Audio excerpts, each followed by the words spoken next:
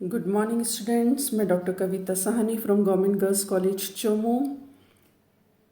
BSc part 2 में paper first में हम पेलिमनियस या स्कॉर्पियन के बारे में पढ़ रहे थे और पिछली क्लास में मैंने आपको उसके रेस्पिरेटरी और एक्सक्रीटरी सिस्टम के बारे में डिटेल में बताया था। आज हम पढ़ेंगे नर्वस सिस्टम और सेंस ऑर्गन्स के बारे में। नर्वस सिस्टम या तंत्रिका तंत्र, जैसा आपको पता है, ये तंत्रिका तंत्र किसी भी प्रकार के चेंजेस को, स्टिमुलस को रिसीव करने में और उसके प्रति रिस्पॉन्स देने में मदद करता है। तो स्कॉर्पियन में भी नर्वस सिस्टम वेल डेवलप्ड होता है और ये जो नर्वस सिस्टम है, दो मेन पार्ट होते हैं इसके, ब्रेन और वेंट्रल नर्व कॉर्ड। ब्रेन जो है इसका, इसे सेरिब्रल गैंग्लियन भी कहते हैं क्योंकि सिफेलिक रीजन में होता है गैंग्लियन, तो सेरिब्रल गैंग्लियन इसे कहते हैं। ये एक छोटा सा बाइलोब्ड स्ट्रक्चर होता है। बाइलोब्ड मतलब दो पालियों का बना हुआ होता है। दो लोब्स होते हैं इसमें, दो लोब्स का बाइलोब्ड स्ट्रक्चर है, सिफेलिक रीजन में है सेरिब्रल गैंग्लियन। और प्रोसोमा में मीडियन आई के एकदम नीचे प्रेजेंट होता है। प्रोसोमा जो ऊपर का पार्ट है, सिफेलोथोरैक्स पार्ट, उसमें मीडियन आई जो होती है उसके एकदम नीचे प्रेजेंट होता है। और इससे एक पेयर ऑप्टिक नर्व्स निकलती हैं। इसमें देखिए आप डायग्राम में ध्यान से, एक पेयर ऑप्टिक नर्व्स निकलती हैं जो कि मीडियन आई को जाती हैं और लेटरल आइज को भी वो सप्लाई होती हैं।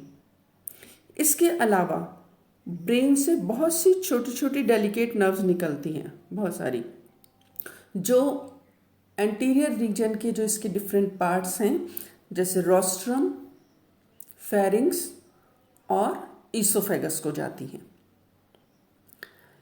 इसके अलावा ब्रेन से दोनों साइड में दो थिक नर्व्स निकलती हैं छोटी, और क्योंकि ये ईसोफेगस को घेरते हुए उसके दोनों तरफ से होती हुई पीछे की तरफ जाती हैं, इन्हें कहते हैं सर्कम ईसोफेजियल कनेक्टिव, जो ईसोफेगस के दोनों साइड से होती हुई पीछे जाती हैं, दोनों साइड की। तो ये सर्कम ईसोफेजियल कनेक्टिव हैं।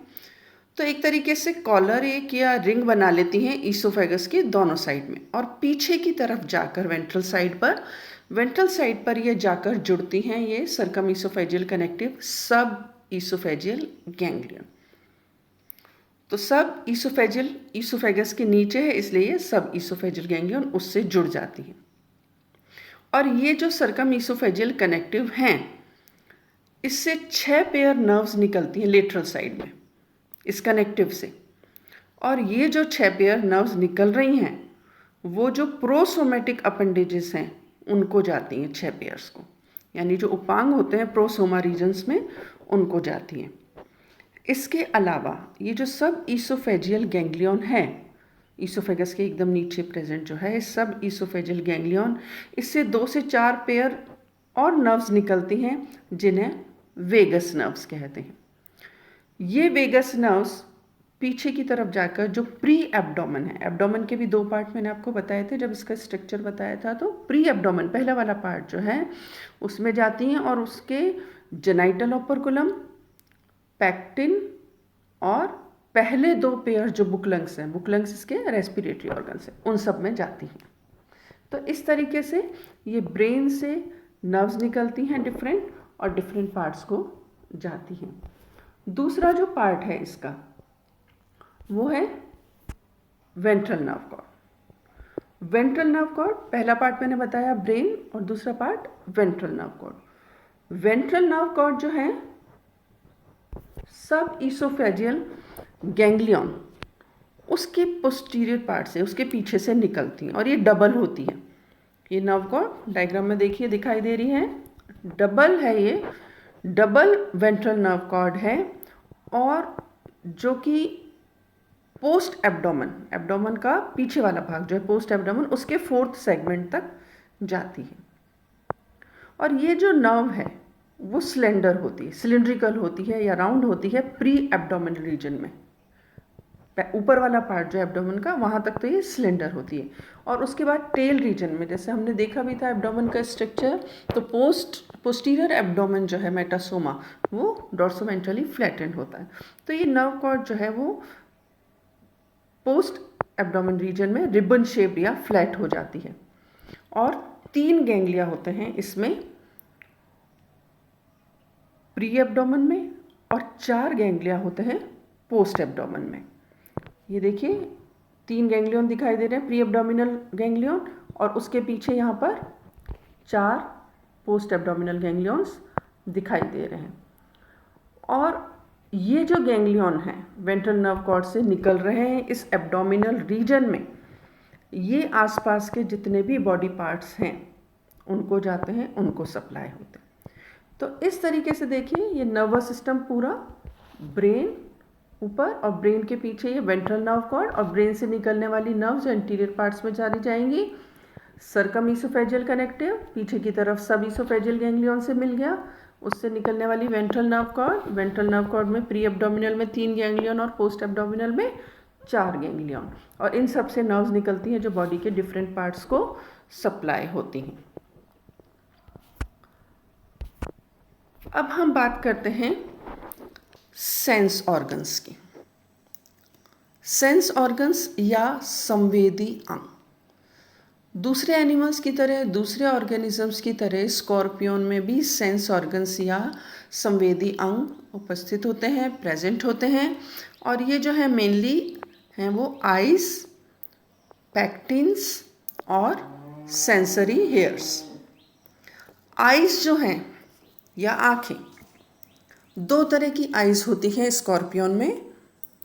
एक तो है मीडियन आई और दूसरी लेटरल आई। मीडियन आई जो है वो एक पेयर होती है, एक जोड़ी मीडियन आई होती है, जो कि कैरापेस, इसका प्रोसोमा रीजन में जो होता है ऊपर वाले में, उसका जो ऊपर कवरिंग है कैरापेस, उसकी डॉर्सल साइड पर यानी पृष्ठ सतह पर प्रेजेंट होती है। ये मीडियन आई जो है वो बीच में प्रेजेंट होती है, जैसे इसका नाम है। और ये दोनों आईज जो है मीडियन आई एक छोटे से ट्यूबिकल या स्टॉक पर होती हैं। इसके अलावा इसमें 2 से 5 पेयर्स छोटी छोटी लेटरल आइज होती हैं, जो कि इसकी पार्श्व साइड में होती हैं। जब इसकी मॉर्फोलॉजी मैंने आपको पढ़ाई थी, इसका एक्सटर्नल स्ट्रक्चर पढ़ाया था, तब इनके बारे में मैंने आपको बताया था। तो लेटरल आइज 2 से 5 पेयर्स होती हैं, साइड में छोटी होती हैं, और कैरापेस की एंटीरोलेटरल यानी पार्श्व साइड में, एंटीरियर और पार्श्व साइड में प्रेजेंट होती हैं। स्पीशीज़ के हिसाब से इनका नंबर बदल सकता है। ये जो है लेटरल आइज सिंपल होती हैं, मीडियन आई का स्ट्रक्चर जो है थोड़ा सा वो कॉम्प्लिकेटेड होता है। सिंगल क्यूटिकुलर लेंस इनमें प्रेजेंट होता है और रेटिनल सेल्स प्रेजेंट होती हैं मीडियन आई में। इसके अलावा सिलिंड्रिकल शेप की होती हैं ये, और इनमें रॉड्स प्रेजेंट होती हैं, और रेटिनल सेल्स जो हैं वो एक साथ मिलकर रेटिन्यूल बना लेती हैं, जो कि रेबडोम सिक्रीट करता है। जैसे कि कंपाउंड आई में होता है, उसी तरीके से इसमें भी जो है रेटिनल सेल्स वो रेबडोम को सिक्रीट करती हैं। और फिर इनसे पीछे से नर्व फाइबर्स निकलते हैं रेबडोम से, जो जुड़ के आपस में फिर ऑप्टिक नर्व्स बना लेते हैं, और अल्टीमेटली वो जाकर ब्रेन में ऑप्टिक गैंग्लियन से जुड़ा हुआ होता है। तो इस तरीके से 2 तरह की आइज स्कॉर्पियन में प्रेजेंट होती हैं। दूसरी तरह का सेंस ऑर्गन जो इसमें प्रेजेंट होता है वो होता है पैक्टिन्स। पैक्टिन्स ये भी हमने पढ़ा था इसकी बाह्य संरचना के दौरान कि एक पेयर पैक्टिन प्रेजेंट होता है। क्या है ये पैक्टिन? कॉम्ब लाइक, कंघे की तरह की, कंघे का जो आकार होता है, जो शेप होती है, संरचना होती है, उस तरह का एक स्ट्रक्चर होता है, और ये सेंसरी अपेंडेज होता है, एक संवेदी उपांग होता है। इन्हें कहते हैं पैक्टिन्स, और ये प्रेजेंट होते हैं प्री एब्डोमेन या मीजोसोमा जो भाग होता है एब्डोमेन का ऊपर वाला भाग, उसकी वेंट्रल साइड पे जो स्टर्नम है उसका, उसके सेकंड सेगमेंट के स्टर्नम पर ये प्रेजेंट होता है। ये जो पेक्टिन, जैसा अभी मैंने कहा, कंघे के आकार का होता है। तो इसमें 3 भाग होते हैं। एक तो होता है स्टेम, एक शाफ्ट और एक हैंडल। तो ये इसकी संरचना होती है। और शाफ्ट की पोस्टीरियर मार्जिन पे एक लाइन में 4 से लेकर 36 तक मूवेबल प्रोसेस होते हैं, जो कि मूव कर सकते हैं, प्रवर्ध निकले हुए होते हैं दांते के समान। जैसे टीथ होते हैं, दांत होते हैं, कंघी के दांत होते हैं जैसे टीथ, उसी तरह की संरचनाएं इसमें प्रेजेंट होती हैं। और उनके कारण ये पेक्टिन जो है टेक्टाइल और ऑल्फैक्टरी ऑर्गन का काम करता है, क्योंकि इसमें कंघे की समान संरचना है, दांतें हैं। तो ये जो फ्लोर पे चलता है, सबस्ट्रेटम पे, आधार पर चलता है, तो वेंट्रल साइड या अधर सतह है वो आधार की तरफ होती है। और ये जो पेक्टिन्स हैं ये भी अधर सतह पे प्रेजेंट है स्टर्नम में। तो टेक्टाइल ऑर्गन कौन से होते हैं? जो छूने के प्रति संवेदना प्रदान करते हैं, आभास कराते हैं। तो वेंट्रल साइड पर है, और स्कॉर्पियन जब फ्लोर पर चल रहा है तो उसको किसी भी स्टिमुलस को आइडेंटिफाई करने में मदद करते हैं। तो ये पेक्टिन्स जो हैं जनरली मेल में बड़े होते हैं साइज में। मेल जो होते हैं या जो नर होते हैं उनमें साइज इनका जनरली थोड़ा बड़ा होता है, और फीमेल में कंपैरिजन में थोड़ा छोटा होता है। तो इसके कारण मेल और फीमेल को पहचानने में भी मदद मिलती है। तो इनको पेक्टिन्स को देख के उस हिसाब से मेल और फीमेल को पहचाना जा सकता है। Another type of sensory organ which is present in scorpion, these are sensory hair. संवेदी रोम या सेंसरी हेयर इसमें प्रेजेंट होते हैं। और ये जो सेंसरी हेयर्स हैं वो लंबे और स्ट्रेट होते हैं, और बहुत ही डेलिकेट हेयर्स होते हैं, संवेदी होते हैं, और इन्हें कहते हैं ट्राइकोबोथ्रिया। ये संवेदी हेयर्स या सेंसरी हेयर्स जो कि ट्राइकोबोथ्रिया कहलाते हैं, ये एक खांच होती है सॉसर के आकार की, वहाँ से उत्पन्न होते हैं या वहाँ से ओरिजिनेट होते हैं। और एक्चुअली ये है क्या? ये मॉडिफाइड सेंसरी सेल्स हैं। इसकी जो हाइपोडर्मिस होती है, हाइपोडर्मिस में सेंसरी सेल्स होती हैं, और कुछ सेंसरी सेल्स मॉडिफाई होके इस तरीके के हेयर लाइक स्ट्रक्चर्स बना लेती हैं, जिन्हें ट्राइकोबोथ्रिया कहते हैं। और ये जो ट्राइकोबोथ्रिया इनके अपेंडेजेस पर प्रेजेंट होते हैं। जनरली अरेक्निड्स जो भी होते हैं इनके अपेंडेजेस पर ये प्रेजेंट होते हैं, लेकिन स्कॉर्पियन में ये जो ट्राइकोबोथ्रिया हैं ये इसकी टेल पर प्रेजेंट होते हैं।